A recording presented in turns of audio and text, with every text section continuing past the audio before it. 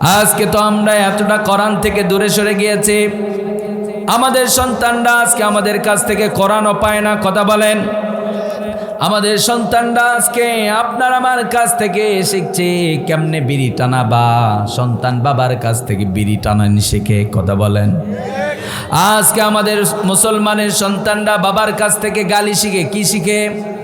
গালি মানুষের কাছ থেকে শেখে না, বাবার কাছ থেকে গালি শেখে, মার কাছ থেকে সন্তানরা গালি শেখে। আছে না নাই? মুসলমানের ফ্যামিলিতে আজকে ইসলাম চর্চা হয় না, আবার আপনি আমি জান্নাতে যাব এটা কল্পনাই করা যায় না। কথা বলেন ঠিক কিনা? আমরা মুসলমান, আমাদের সন্তানরা আমাদের কাছ থেকে কোরআন পাবে। আপনি পিতা, আপনার সন্তানের একটা হক হচ্ছে আপনার সন্তানকে আপনি কোরআন শিখিয়ে দেবেন, সন্তানকে কোরআন দিয়ে দেবেন। এমনও পিতা আছে জন্মের পর থেকে সন্তান বাবার কাছ থেকে কোনোদিনও কোরআন শোনে নাই। এইরকম পিতা আছে না নাই? এইরকম পিতা আছে না নাই? বাবা কোরআন পড়তেই পারে না, এই জন্য মাঝে মধ্যে আমাদের সন্তানগুলো গান বলে। আমার বাবার মুখে প্রথম যেদিন শুনেছিলাম গান, সেদিন থেকে গানই জীবন, গানই আমার প্রাণ। আছে না নাই? বাবা গান শেখায় সন্তানকে। অনেক আধুনিক পিতা আছে, এরা মূর্খ, এরা কুকুরের চাইতেও নিকৃষ্ট।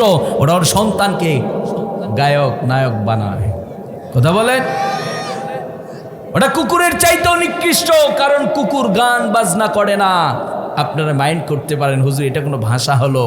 হ্যাঁ, আল্লাহ নিজেই বলেছেন উলাইকা কাল আনআমি বাল হুম আদল। কিছু মানুষ এই পৃথিবীতে আছে যাদের বিবেক আছে, চিন্তা করে না, চোখ আছে দেখে না, কান আছে শোনে না, তারা কুকুর নয়, কুকুরের চাইতেও নিকৃষ্ট। কথাটা কার? কুকুর দাঁড়িয়ে থেকে প্রসাব করে না, মানুষ দাঁড়িয়ে থেকে প্রসাব করে। এই জন্য আল্লাহ বলেছেন কুকুর কথা বলতে পারে না। কুকুরের তোমার আমার বাক শক্তি নেই। কুকুর দাঁড়িয়ে থেকে প্রসাব করলেও মানুষ দাঁড়িয়ে থেকে প্রসাব করতে পারে না। কথা বলেন। আজকে অনেক পিতা আছে সন্তানকে গান বাজনা শেখায়, নারী পুরুষ অবাধে চলাফেরা করানোর জন্য উদ্বুদ্ধ করে। আছে না নাই? আপনার সন্তান আপনার কাছ থেকে যদি কোরআন শিখে ফেলতো, আপনার সন্তান এই গানটি বলতো না, এবার গান বলবে। আমার বাবার মুখে প্রথম যেদিন শুনেছি কোরআন, সেদিন থেকে কোরআনই জীবন, কোরআনই আমার প্রাণ। সুবহানাল্লাহ, কি চমৎকার একটা গান না? যে সন্তান বলবে বাবার কাছ থেকে আমি কোরআন শিখেছি, সন্তান বলবে আমার বাবার কাছ থেকে আমি নামাজ পেয়েছি, সন্তান বলবে আমার বাবার কাছ থেকে আমি জিকির পেয়েছি। কিন্তু এমন কপাল পোড়া মুসলমান, সন্তান ভূমিষ্ঠ হওয়ার পরে তাওহীদের বাণী মুসলমানেরা জানে না। কথা বলেন, আমরা এমন মুসলমান হুজুরদেরকে দেখতে পারি না, সন্তান ভূমিষ্ঠ হবার পরে আজান দেওয়ার জন্য মলবি ভাড়া করা লাগে। কথা কন, কথা বলেন। সন্তানের কানে আজান দেবে, একামতের শব্দগুলো শুনিয়ে দেবে, মসজিদে গিয়ে ইমাম সাহেবকে বলে, মুয়াজ্জিন সাহেবকে বলে হুজুর একটু চলেন। আবার তারাই আবার হুজুরের বিরোধিতা করে। আমরা যে কত বড় বোকা। কথা বলেন, হুজুরের দরকার আছে। তাহলে আমাদের সন্তানগুলোকে ভালো বানাবার জন্য কোরআন এবং সুন্নাহ শিক্ষা দিতে হবে। আমি কখনোই বলি না যে আমাদের ছেলেরা ডাক্তার হবে না, মাস্টার হবে না। যেই সময় ডাক্তার নামে ডাকাতের সংখ্যাই বেশি, ঠিক ওই সময় কোরআন এবং সুন্নাহ ঢুকিয়ে দিয়ে সঠিক আদর্শবান একজন ডাক্তার আমার সমাজে অনেক বেশি প্রয়োজন। কথা বলেন ঠিক কিনা? বাংলার জমিনে এমনও ইঞ্জিনিয়ার আছে, টাকার জন্য যারা কালভাটে রডের জায়গায় বাঁশ ঢুকিয়ে দেয়, ঠিক ওই সময় চোর আর বাটপার ইঞ্জিনিয়ারের কাছ থেকে আমার দেশকে রক্ষা করবার জন্য একজন আদর্শবান ইঞ্জিনিয়ারের খুব বেশি প্রয়োজন। কথা বলেন ঠিক কিনা? কারণ কোরআন শিখিয়ে দেবে। আপনার সন্তান ডাক্তার হবে, আপনার সন্তান মাস্টার হবে, কোনো সমস্যা নেই। কোরআন যদি আপনার সন্তানের হৃদয়ের মধ্যে ঢুকিয়ে দিতে পারেন, কোরআন শিখিয়ে দেবে। হুদাল লিন্নাস ওয়া বাইনাতিম মিনাল হুদা ওয়াল ফুরকান। কোরআন শিখিয়ে দিচ্ছে। কোরআন হচ্ছে হিদায়াত, কোরআন হচ্ছে আলো, কোরআন জান্নাতের পথ দেখিয়ে দেবে। আর কোরআন পার্থক্য করে দেবে ন্যায় এবং অন্যায়, সত্য এবং মিথ্যা, চুরি ডাকাতি, যত খারাপ কাজ আছে সবগুলোকে আলাদা করে দেবে একটি কিতাব। সেটির নাম কি? নাম কি? বাংলার জমিনে চোর আছে, কোরআন বাস্তবায়ন যদি হয়ে যায়, আল্লাহ বলছেন ওয়াসারিকু ওয়াসারিকাতু ফাকতুউ আইদিয়াহুমা জাযাআম বিমা কাসাবা নাকালাম মিনাল্লাহ। কোরআন বলছে চোরের হাত কেটে দাও, আর চোর খুঁজে পাওয়া যাবে না। কথা বলেন। তাহলে সন্তানগুলোকে আমরা কোরআন দেব, আমরা সবাই যেখানে কোরআন থাকবে আমরা সেখানে বসে যাব কারণ কোরআনের তেলাওয়াত মুমিন বান্দার ঈমানকে বৃদ্ধি করে দেয়। কোরআন যেখানে থাকে ওই জায়গাটা হচ্ছে আলোকিত জায়গা, যেখানে কোরআন থেকে আলোচনা হয়, কথা হয়, সেখানে আল্লাহ সুবহানাহু ওয়া তাআলা আসমান ফেরে তাদের প্রতি রহমত এবং বারাকা নাজিল করেন। এই কয়জন সুবহানাল্লাহ? হ্যাঁ, এই কয়জন? আজকে যে কি পাকে পড়ছি গো, আমি নিজেও বুঝতেছি না কিছু আর কি। হ্যাঁ, কথা কয় না কা? লিল্লাহে তাকবীর, লিল্লাহে তাকবীর। যুবক ভাইরা আছে নাকি? যুবক ভাইরা, যুবকরা আছে? যুবকরা সাড়া দেবেন। যুবক, আমার দেশ তোমার দিকে তাকিয়ে আছে। যুবকদের যত্ন নিতে হবে। এই যুবকরা আগামীর বাংলাদেশ, এই যুবকরা আগামীর বাংলাদেশ। আমাদের যুবকরা অনেক মেধাবী, তাদেরকে কাজে লাগাতে হবে। প্রতিটা যুবককে যদি আমরা কোরআন সুন্নাহর আলোকে পরিচালিত করতে পারি, তাহলে আমার দেশ একজন আদর্শ ডাক্তার খুঁজে পাবে, আমার দেশ একজন আদর্শবান শিক্ষক খুঁজে পাবে, আমার দেশ আদর্শবান একজন রাষ্ট্রপ্রধান খুঁজে পাবে। কথা বলেন ঠিক কিনা? আর এই যুবকদের যত্ন যদি না নেওয়া যায়, তাহলে কিন্তু এরাই হবে কালামানিক। কথা কন না কা? এরাই কালামানিক হবে।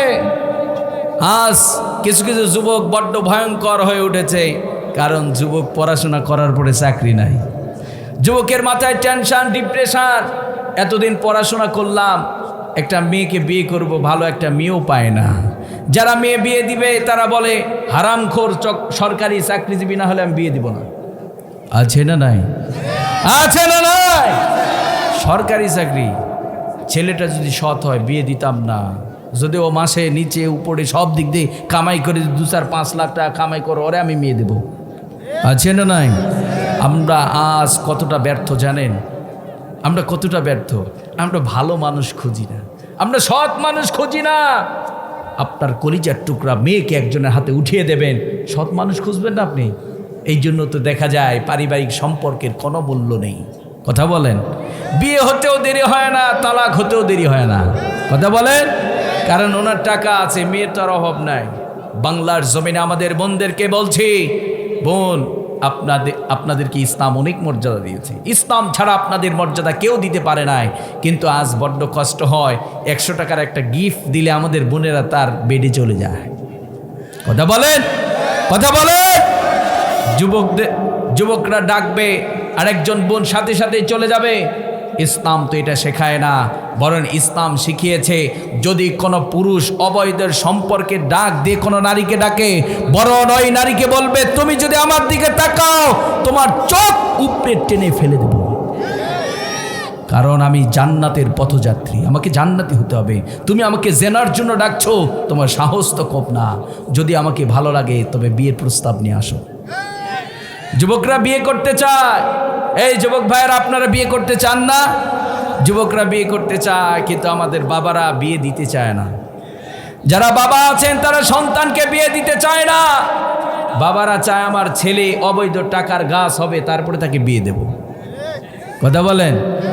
অবৈধ টাকার, তারপরে তাকে বিয়ে দেব। কারণ বাংলার জমিনে চাকরি অবৈধ টাকা দিতে হবে, তবে চাকরি হবে। যাদের শিক্ষাগত যোগ্যতা আছে আমরা তাদেরকে চাকরি দিতে পারি না। কথা বলেন। আমাদের দেশে শিক্ষার কোনো মূল্য নেই। যেই জাতি শিক্ষার মূল্য দিতে পারে না, সে জাতি কখনো প্রতিষ্ঠিত হতে পারে না। আর শিক্ষা হবে জাতির উন্নতির জন্য। শিক্ষা কখনো টাকা কামাইয়ের উদ্দেশ্য হবে না। যেই শিক্ষা টাকা কামাইয়ের উদ্দেশ্য হয়, ওই শিক্ষা মানুষকে উপকার করতে পারে না। কথা বলেন। তাহলে শিক্ষা কিসের উদ্দেশ্য হবে? জাতির কল্যাণের উদ্দেশ্যে। এই শিক্ষা যেন হয় দুনিয়া এবং আখিরাতের মুক্তির জন্য।